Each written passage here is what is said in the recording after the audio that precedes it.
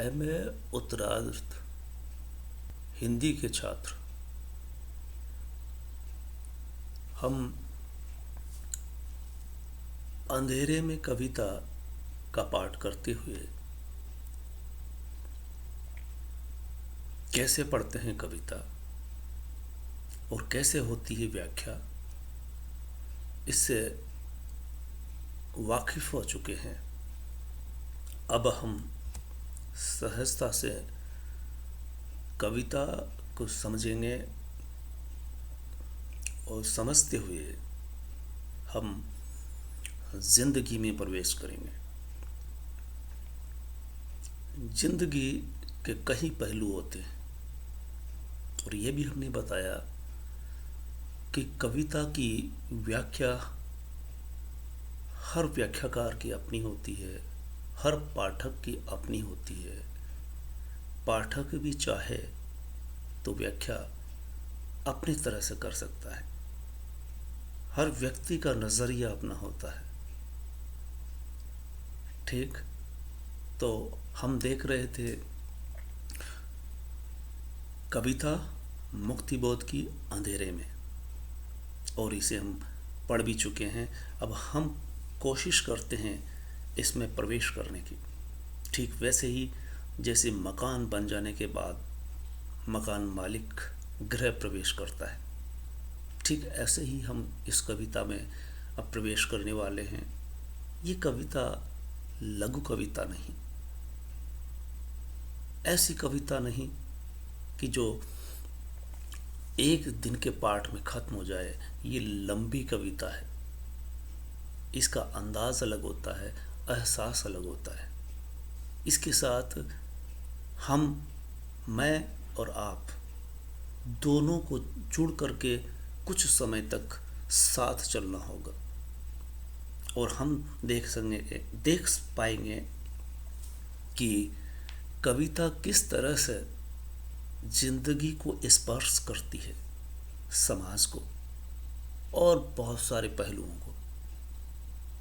जिंदगी के कमरों में अंधेरे लगाता है चक्कर, कोई एक लगातार आवाज पैरों की देती है सुनाई, बार बार बार बार। वह नहीं दिखता, नहीं ही दिखता, किंतु वह राग हूं। अब हम देखेंगे कि इसमें एक बिंब खड़ा हो रहा है, एक कहानी सी जुड़ रही है। कोई है और वो दिखता भी नहीं है।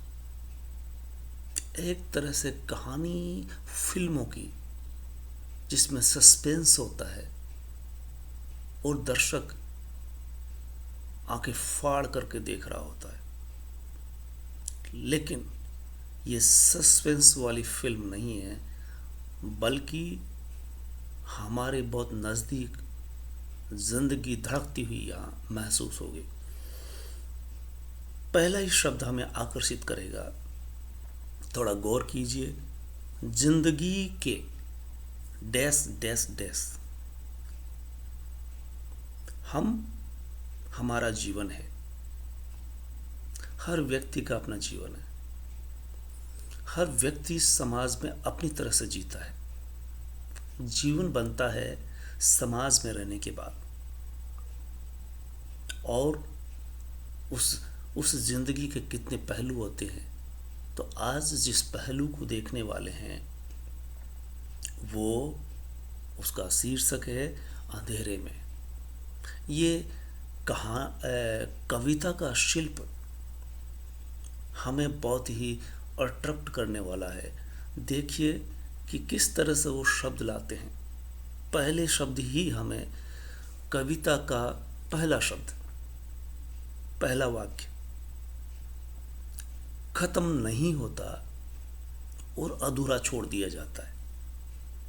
इसके मीनिंग निकलता है, अर्थ ये निकलता है कि जिंदगी एक तरह से कभी पूरी नहीं होती। किसी भी व्यक्ति की जिंदगी में पूर्णता नहीं होती। डैश डैश डैश बकाया है, बहुत कुछ देखना, समझना और पाना है। लेकिन पता नहीं। देखिए, बहुत मज़ेदार चीज़ है कि इसमें पता नहीं है, मालूम नहीं है वह कौन है। हमारे आसपास जो आवाज़ आ रही है उससे एहसास तो होता है, लेकिन पता नहीं चलता। ठीक वैसे ही जिंदगी है। जिंदगी के डैश डैश डैश, जिंदगी क्या है हमें खुद पता नहीं है, हमारा जीवन क्या है।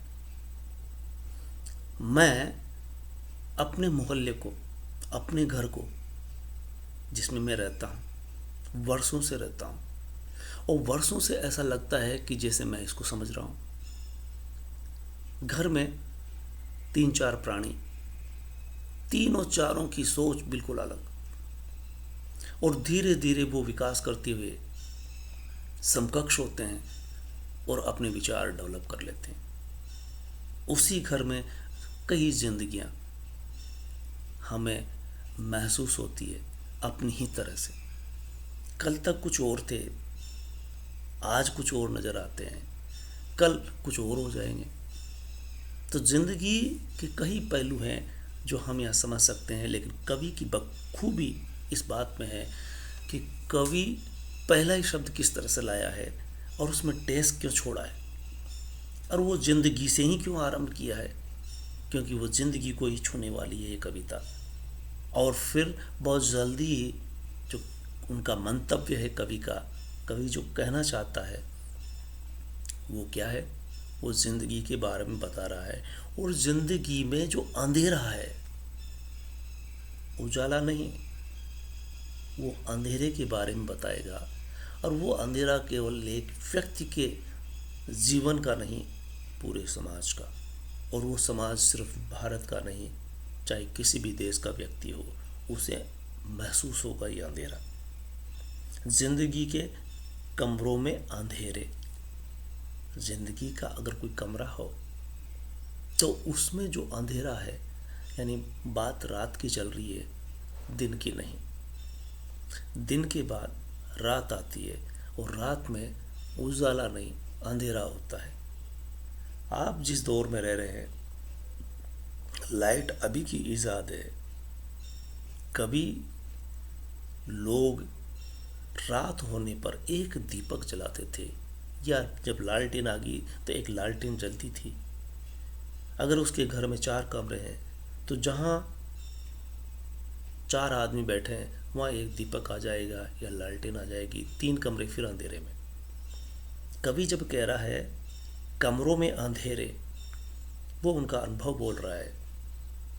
और मैं भी याद कर सकता हूँ कि हमारे घर में अगर 4 कमरे थे तो जहाँ हम बैठते या जो व्यक्ति खाना खा रहा है, लालटेन वहाँ पहुँचा दी जाएगी, बाकी कमरों में अंधेरा रहेगा रात भर। कुछ वैसा ही ज़िंदगी को हम बहुत सहजता से लेते हैं, लेकिन ज़िंदगी में कितने ही उतार चढ़ाव आते हैं। अगर ज़िंदगी को हम एक तरह से कमरे में अंधेरे, कैसे हैं अंधेरे, लगाता है चक्कर। देखिए, वो स्थिर नहीं है, अंधेरा गहरा रहा है और वो गतिमान है, चुप नहीं, शांत नहीं, अशांत है। और फिर यकाएक लगता है कि अंधेरे में जैसे कोई दृश्य उभरता है, कोई एक है जो लगातार चल रहा है। और कैसे पता चलता है, उसकी आवाज़ सुनाई देती है। आवाज़ किसकी होगी? जब कोई व्यक्ति चलता है और दिखाई ना दे तो चलने की आवाज़, आहट सुनाई देती है, हल्की हल्की, कि जैसे कोई चल रहा है। एक शंका पैदा होती है, सुनाई पड़ रही है कि कोई यहाँ आसपास चल रहा है। और एक बार नहीं, रुक रुक के नहीं, बार बार।